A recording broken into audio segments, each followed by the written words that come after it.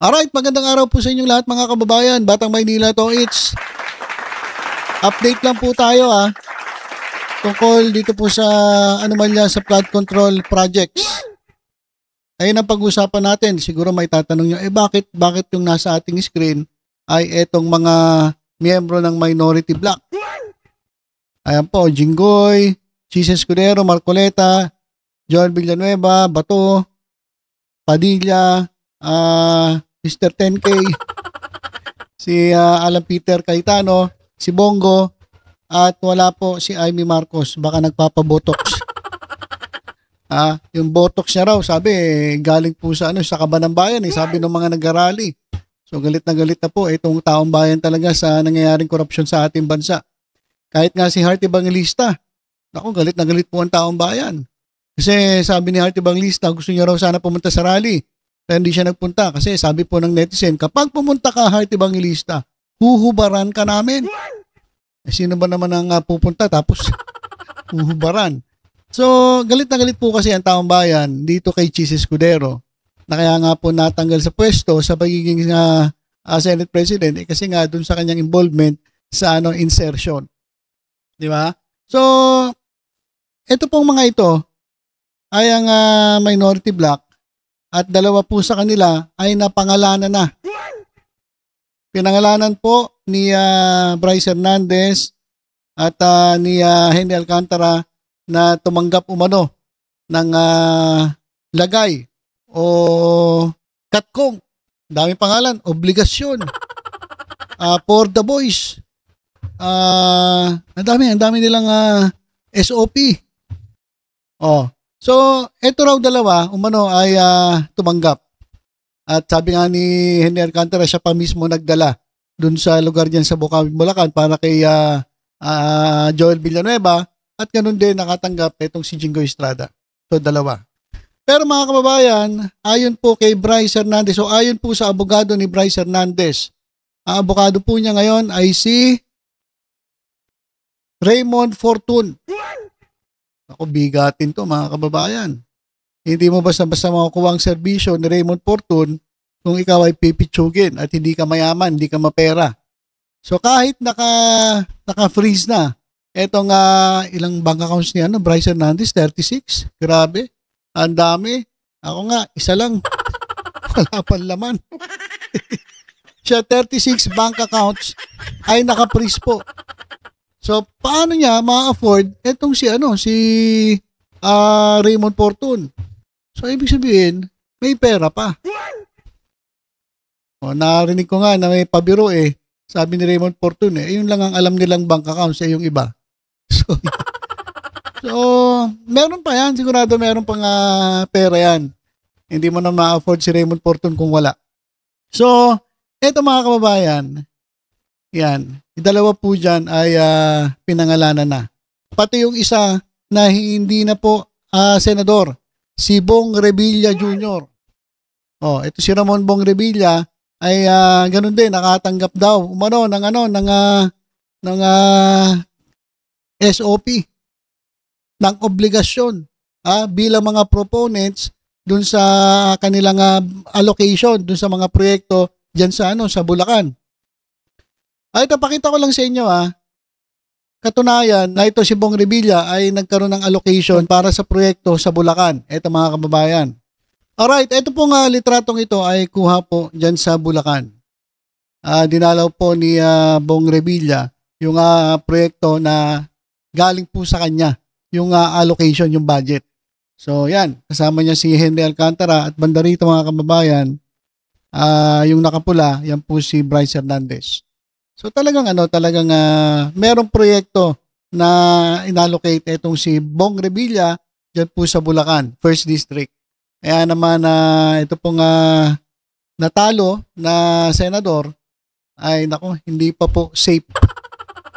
Kasi kala nila porque wala na sila sa pwesto, safe na sila. Hindi pa rin pala safe mga kababayan. At tulad ni Jinggoy Estrada, hindi po siya safe. Mali yung sinabi ni Marcoleta na safe na ito si Jinggoy. Hindi pa.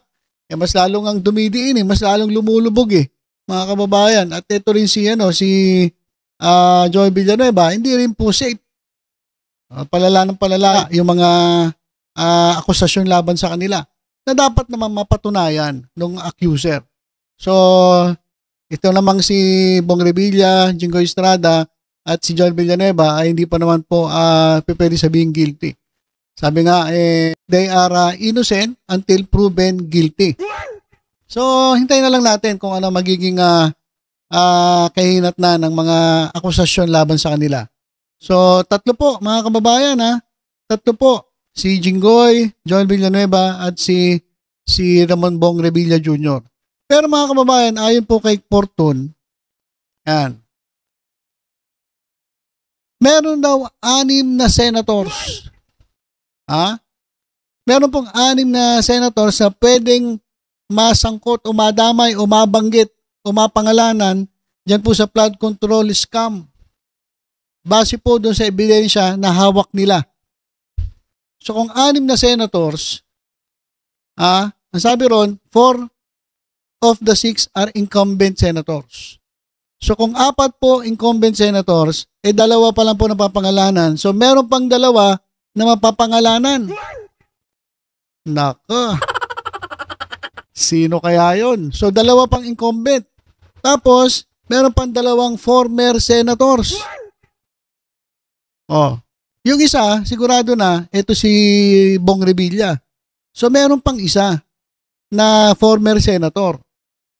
So 3 pa ang hihintayin nating mga pangalan na lalabas kapag inilabas na ni Bryce Hernandez, ni Atty. Fortune, yung kanilang ebidensya. Ang sabing ebidensya raw nandun sa sa computer nasa computer daw Ayun yung pinagpaalam nila na kukunin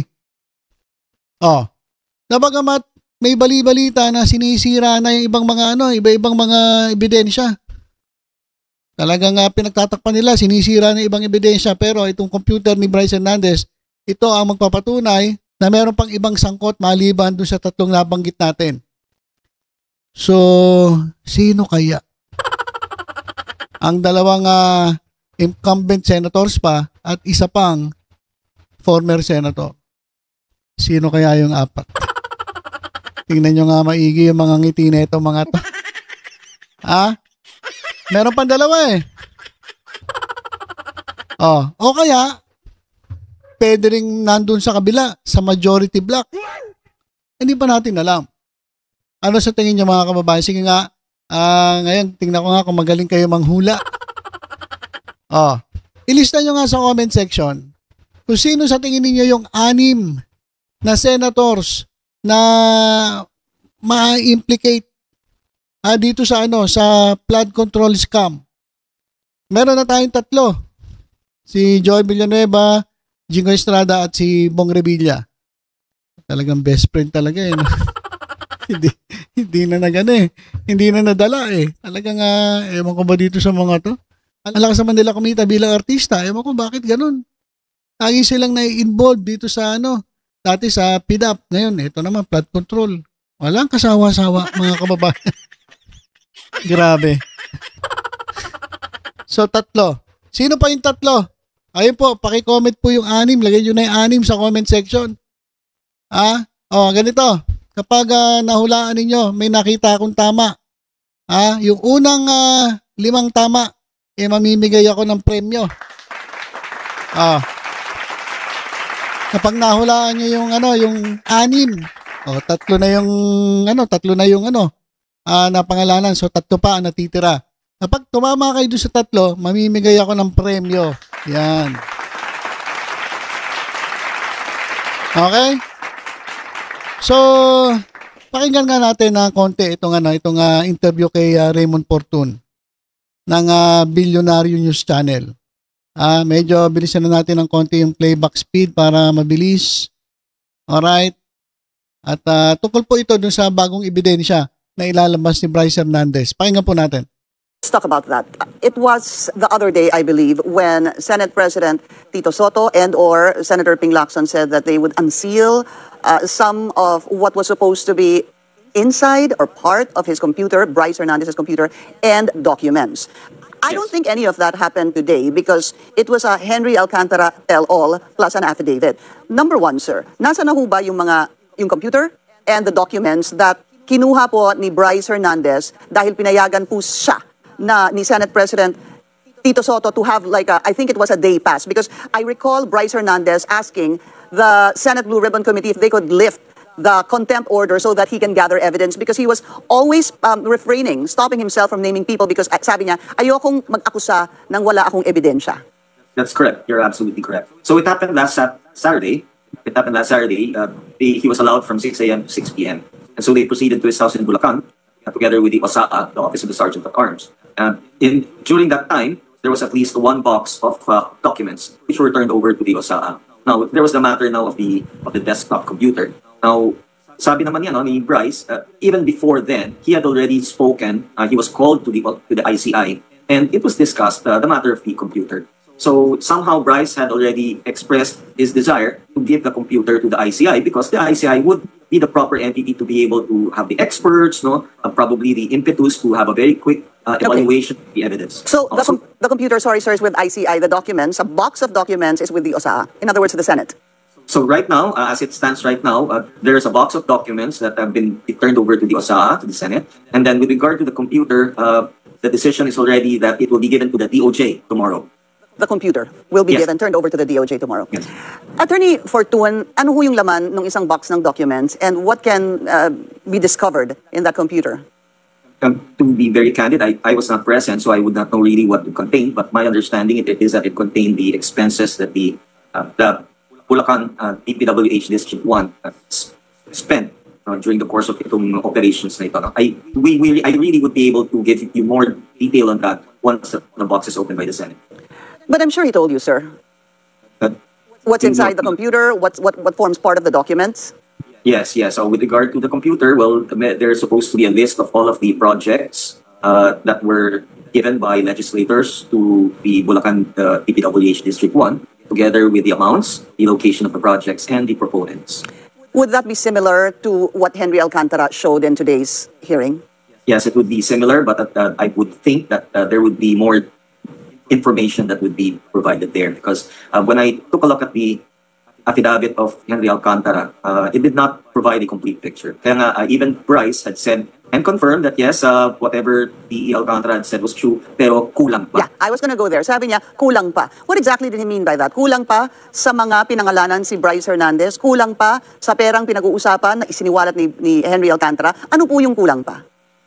Yes, actually, pinagalitan na nga din ako ni Bryce. Sinabi niya na before making any statements, I think it might be better to hold back on making any definitive ones until the computer is unsealed. And Bryce is being very careful as well. The reason that pumunta sila nung last Saturday is because he did not want to mention any names unless he had evidence. So he would want me as his spokesperson to also do the same. He'd want me to hold off, or at least to exercise a little bit of caution on making any names, like numbers of senators, the personalities involved, until now that computer is unsealed, so that we can all be very clear as to who are mentioned in the computer. Right. So based Okay, so ganito yung nangyari. Medyo naglaylo na si Tony Fortun kasi nga nung una niyang sinabi, 6 senators. Pero ang gusto kasi ni Bryce Hernandez ay siguraduhin muna na meron sila ebidensya bago sila magsalita. So basta ang sinabi ni Tony Fortun, kulang pa yung sinabi ni Henry Alcantara.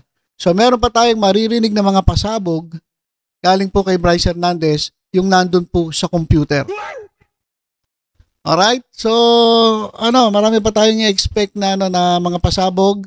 At sabi ko nga, yung 6 na senators na sinabi na involved dito sa flood control scam, meron pa pong 3 papangalanan. So, abang-abang po tayo dyan.